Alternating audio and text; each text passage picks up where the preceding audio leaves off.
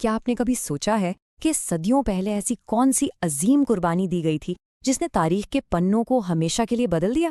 آج ہم ایک ایسے سفر پر چلیں گے جو سیدھا آپ کے دلوں کو چھو لے گا۔ یہ کہانی ہے پکے ایمان کی، ایک بہت بڑی آزمائش کی، اور ایک ایسی قربانی کی جو آج بھی ہمارے بیچ زندہ ہے۔ تو چلیے اس عظیم واقعے کو تھوڑا قریب سے محسوس کرتے ہیں۔ تو سب سے پہلا سوال یہی آتا ہے، ہم بقرہ عید آخر کیوں مناتے ہیں؟ جیسے یہ سوال آتا ہے ہمارا ذہن فوراً قربانی والے دن پر چلا جاتا ہے۔ لیکن کیا آپ جانتے ہیں کہ اس عظیم دن کی شروعات آخر کہاں سے ہوئی تھی؟ لاکھوں لوگ آج کے دن اس سنت کو کیوں آباد کرتے ہیں؟ اس کا جواب جاننے کے لیے ہمیں وقت میں تھوڑا پیچھے جانا ہوگا، ان عظیم ریتیلے میدانوں میں جہاں ایمان کا سب سے بڑا امتحان شروع ہونے والا تھا۔ 86 سال، جی ہاں 86 سال، حضرت ابراہیم علیہ السلام نے پورے 86 سال تک اللہ سے اولاد کی دعا مانگی تھی، تب جا کر انہیں ان کے پیارے بیٹے حضرت اسماعیل علیہ السلام نصیب ہوئے۔ اور پھر کیا ہوا؟ پھر آیا ایک ایسا امتحان جس کا ہم اور آپ شاید تصور بھی نہیں کر سکتے۔ انہیں اسی اکلوتے بیٹے کو جو پوری زندگی کی دعاؤں کا صلہ تھا، اللہ کی راہ میں قربان کرنے کا حکم مل گیا۔ ایک پل کے لیے سوچئے، ایک باپ کے دل پر اس وقت آخر کیا گزری ہوگی؟ ابراہیم علیہ السلام نے خواب میں دیکھا کہ وہ اپنے بیٹے کو ذبح کر رہے ہیں۔ اب دیکھیے، انبیاؤں کے خواب ہمارے جیسے عام خواب نہیں ہوتے، وہ وحی ہوتے ہیں، یعنی اللہ کی طرف سے ایک بالکل صاف اور اٹل حکم۔ جیسے ہی ان کی آنکھ کھلی انہیں پتا تھا کہ یہ خواب ایک سچی وحی ہے، اور انہوں نے بنا کسی ہچکچاہٹ کے اپنے رب کے اس حکم کو پورا کرنے کا پکا ارادہ کر لیا۔ لیکن اب جہاں ایمان کی اتنی بڑی آزمائش چل رہی ہو، وہاں شیطان کیسے پیچھے رہ سکتا تھا؟ اس نے اس عظیم خاندان کو بہکانے کی پوری کوشش کی۔ پہلے اس نے ایک بزرگ کی شکل میں آ کر حضرت حجرہ کو ڈرانے کی کوشش کی، یہ کہہ کر کہ ان کے بیٹے کو قربان کیا جانے والا ہے۔ جب وہاں بات نہیں بنی تو وہ 13 سال کے حضرت اسماعیل کے پاس گیا، اور آخر میں خود ابراہیم علیہ السلام کو ان کے بڑھاپے اور بیٹے کی محبت کا واسطہ دے کر روکنے کی کوشش کی۔ پر کیا وہ کامیاب ہوا؟ بالکل نہیں۔ اس سب کے بیچ جو ایک چیز سب سے زیادہ حیران کرتی ہے وہ ہے ایک ماں کی عظیم طاقت۔ جب شیطان نے حضرت حاجرہ کو بتایا کہ ان کا بیٹا قربان ہونے جا رہا ہے تو جانتے انہوں نے کیا جواب دیا؟ انہوں نے فرمایا، اگر اللہ نے ابراہیم کو ایسا کرنے کا حکم دیا ہے تو یہ ہماری خوش قسمتی ہے۔ یہ تو میرا ایک بیٹا ہے، اگر میرے اسماعیل جیسے 1000 بیٹے بھی ہوتے تو میں خوشی خوشی انہیں اللہ کی راہ میں قربان کر دیتی۔ یہ بات ثابت کرتی ہے کہ اللہ سے ان کی محبت کسی بھی دنیاوی محبت سے کہیں زیادہ بڑی تھی۔ اور شیطان کا دوسرا نشانہ کون تھا؟ وہ بچہ جو صرف 13 سال کا تھا، حضرت اسماعیل۔ پر ان کا روحانی رتبہ دیکھیے، انہوں نے بنا ایک پل سوچے اپنے والد سے کہا، بابا اگر یہ اللہ کا حکم ہے تو مجھے پوری طرح منظور ہے۔ صرف 13 سال کی عمر، اس عمر میں اتنی سمجھ اور ایسی بہادری ہونا واقعی کمال ہے۔ ایک بیٹے کا اپنے رب اور اپنے والد پر یہ اٹوٹ ایمان سچ میں رونگٹے کھڑے کر دینے والا ہے۔ اور جب شیطان تیسری بار حضرت ابراہیم کو بہکانے آیا تو انہوں نے غصے میں آ کر اس پر پتھر پھینکے۔ ایک طرف بیتے ہوئے وقت کا وہ لمحہ جہاں لاکھوں لوگ حج کے دوران شیطان کو کنکریاں مارتے ہیں، یہ رسم ہمیں آج تک اس سچی وفاداری کی یاد دلاتی ہے۔ اب اس منظر کو تھوڑا محسوس کیجئے، باپ اور بیٹے دونوں تیار ہیں۔ حضرت اسماعیل نے اپنے والد سے کچھ آخری گزارشیں کیں۔ انہوں نے کہا، بابا میرے ہاتھ پیر باندھ دیجئے، اپنی آنکھوں پر پٹی باندھ لیجئے اور میری پیشانی زمین پر رکھ دیجئے تاکہ آپ کو میرا چہرہ نظر نہ آئے اور کہیں باپ کی ممتا سے آپ کے ہاتھ رک نہ جائیں۔ ایک والد کے لیے یہ آخری باتیں سننا کتنا زیادہ مشکل رہا ہوگا، ہم اس کا صرف اندازہ ہی لگا سکتے ہیں۔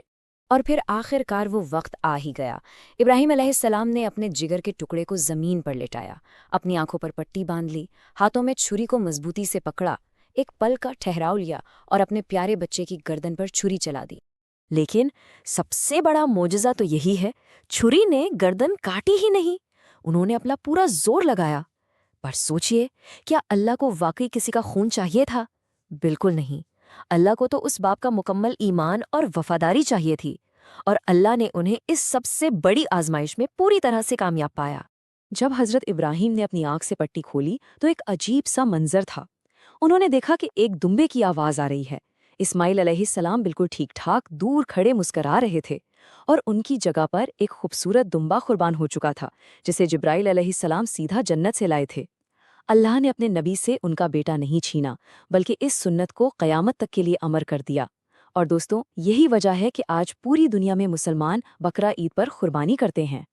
اور جب کوئی انسان اللہ کے لیے اپنا سب کچھ فدا کرنے کو تیار ہو جائے تو جانتے ہیں اللہ کا انعام کیسا ہوتا ہے؟ ان نمبرز پر غور کیجیے، 120 اور 90۔ اس عظیم آزمائش کو پاس کرنے کے بعد اللہ نے فرشتوں کے ذریعے انہیں ایک اور بیٹے حضرت اسحاق علیہ السلام کی خوشخبری دی۔ اس وقت ابراہیم علیہ السلام 120 سال کے تھے اور ان کی بیوی حضرت سارہ 90 سال کی تھیں۔ یہ تھا اس امتحان میں پورا اترنے کا عظیم انعام۔ چلیے اب ہم تھوڑا آگے بڑھتے ہیں اور دیکھتے ہیں کہ یہ قربانی ایک اور عظیم واقعے سے کیسے جڑتی ہے۔ وہ واقعہ ہے کعبہ کی تعمیر۔ باپ اور بیٹے کا یہ خوبصورت سفر صرف قربانی پر آ کر ختم نہیں ہوا۔ ایک وقت آیا جب اللہ نے حضرت ابراہیم کو مکہ میں اپنا گھر بنانے کا حکم دیا اور ان کے فرمانبردار بیٹے اسماعیل علیہ السلام نے پھر سے بنا سوچے کہا، میں حاضر ہوں۔ کعبہ کی تعمیر کے دوران کافی معجزے ہوئے ہیں۔ انہی میں سے ایک ہے حجر اسود کی کہانی۔ تعمیر کے وقت اللہ نے جنت سے ایک پتھر بھیجا تھا۔ اس وقت ہی پتھر بالکل چمکتا ہوا سفید تھا، لیکن آج دنیا بھر کے انسانوں کے گناہوں کو جذب کر کے یہ پتھر کالا پڑ گیا ہے۔ یہ صرف ایک دیوار کا حصہ نہیں ہے، بلکہ جنت کا ایک مقدس ٹکڑا ہے۔ ایک اور عظیم معجزہ جو اس تعمیر کے دوران دیکھا گیا اسے مقام ابراہیم کہتے ہیں۔ جب ابراہیم علیہ السلام دیوار اٹھاتے ہوئے ایک پتھر پر کھڑے تھے تب وہ ننگے پیر تھے، اور وہ پتھر ان کے پیروں کے نیچے ایسے پگھل گیا جیسے موم ہو۔ ان کے پیروں کے نشان اس پر ہمیشہ کے لیے بن گئے۔ یہ نشان آج بھی مکہ میں محفوظ ہیں، جنہیں حاجی اور عمرہ کرنے والے روز اپنی آنکھوں سے دیکھتے ہیں۔ جب یہ دونوں باپ بیٹے دیواروں کو اونچا کر رہے تھے تو وہ صرف پتھر نہیں جوڑ رہے تھے، وہ ہمارے لیے دعا بھی کر رہے تھے۔ ان کی ان عظیم دعاؤں پر تھوڑا غور کیجیے۔ انہوں نے اللہ سے اپنی محنت کو قبول کرنے کی دعا کی، آنے والی نسلوں کو فرما بردار بنانے کی گزارش کی، اور سب سے بڑی بات، انہی میں سے ایک رسول بھیجنے کی دعا کی۔ کتنی عظیم تھی ان کی سوچ، جو صدیوں آگے تک اپنی امت کا خیال کر رہے تھے۔ تو آخر کار کعبہ بن گیا۔ پھر اللہ نے حکم دیا کہ اب جاؤ اور لوگوں میں حج کا اعلان کرو۔ ابراہیم علیہ السلام نے تھوڑی حیرت سے پوچھا، اے اللہ، یہاں تو کوئی نہیں ہے، میری آواز بھلا کس کس تک پہنچے گی؟ تب اللہ نے ان سے فرمایا کہ ان کا کام صرف آواز لگانا ہے، لوگوں تک پہنچانا اللہ کا کام ہے۔ پھر ابراہیم علیہ السلام نے عرفات کے پہاڑ پر چڑھ کر آواز لگائی، اور آج دیکھیے نا، ہر سال لاکھوں لوگ اس ایک پکار پر لبیک کہتے ہوئے وہاں کھنچے چلے آتے ہیں۔ ابراہیم علیہ السلام نے 175 سال کی لمبی عمر پائی، اور اگر آپ دیکھیں تو ان کی پوری زندگی ایک کے بعد ایک آزمائش ہی تھی، آگ میں ڈالے جانے سے لے کر اپنے اکلوتے بیٹے کو قربان کرنے تک۔ پر انہوں نے ہر امتحان میں صرف اور صرف سچی وفاداری دکھائی، اور اسی لیے اللہ نے انہیں ایک عظیم لقب سے نوازا، خلیل الرحمن، جس کا مطلب ہے اللہ کا دوست۔ ایک نبی کے لیے اس سے بڑا مقام بھلا اور کیا ہو سکتا ہے؟ اس پورے سفر کو محسوس کرنے کے بعد ایک آخری سوال ہمارے سامنے کھڑا ہوتا ہے۔ ابراہیم علیہ السلام اور ان کے بیٹے نے اللہ کی راہ میں اپنا سب کچھ قربان کرنے کا فیصلہ کر لیا تھا۔ تو آج اس عظیم سبق کے بعد آپ کو خود سے یہ پوچھنا ہے کہ آپ اور ہم اللہ کی خوشی کے لیے اپنے اندر کی کس برائی، کس ضد کو قربان کر سکتے ہیں، کیونکہ اصل قربانی کا مطلب یہی ہے۔ اس پر سوچیے گا ضرور۔